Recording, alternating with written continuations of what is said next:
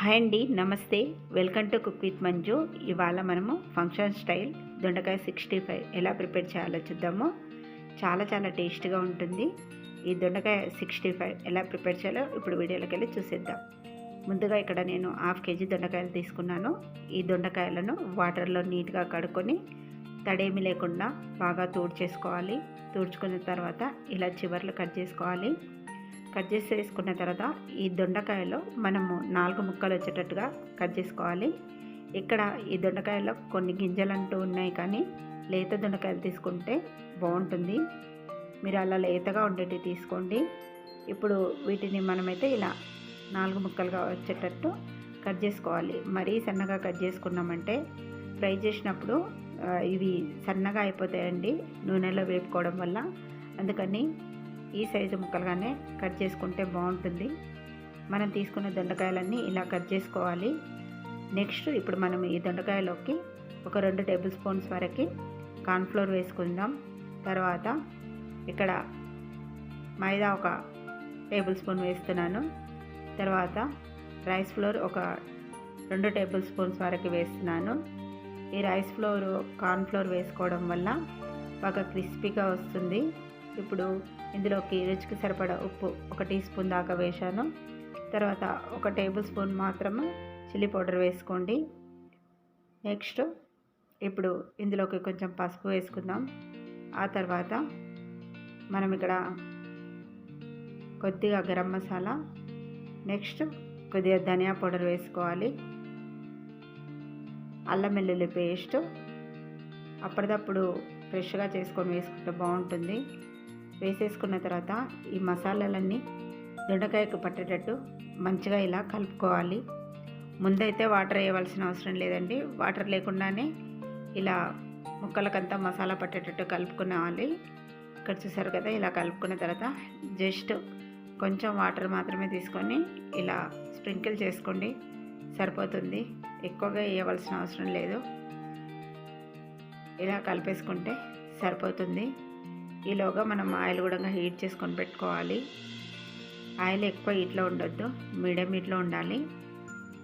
ఎక్కువ హీట్లో ఉంటే మనం వేసిన వెంటనే మాడిపోతుంది. అందుకే మీడియం హీట్లో ఉంచుకోవాలి ఆయిల్. ఇప్పుడు మనం ఈ దొండకాయలను వేసుకుందాం.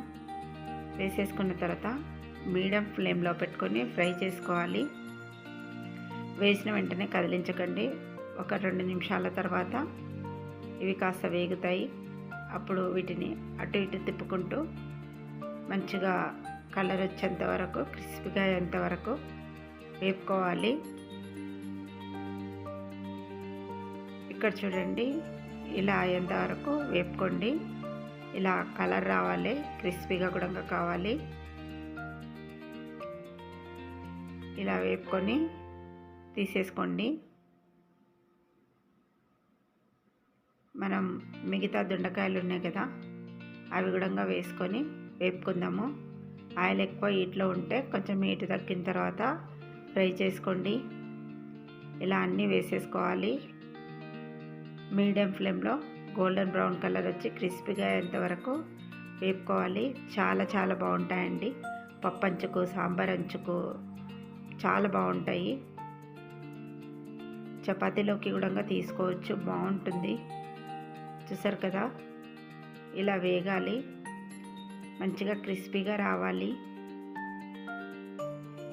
ఇలా వేపుకున్నాం కదా, వీటిని మనము టిష్యూ పేపర్లోకి తీసేసుకోవాలి. నెక్స్ట్ ఇప్పుడు మనం ఇందులోకి కొన్ని పల్లీలను కూడా వేపుకుందాము.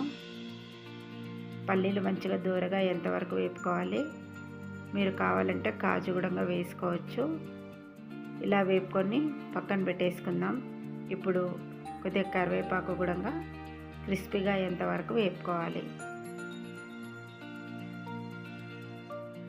ఇలా కరివేపాకు మంచి కలర్ వచ్చి క్రిస్పీగా అయిన తర్వాత ఈ పల్లీలను అండ్ కరివేపాకును 2 కూడా మనం ఈ దొండకాయల్లో వేసేసుకోవాలి.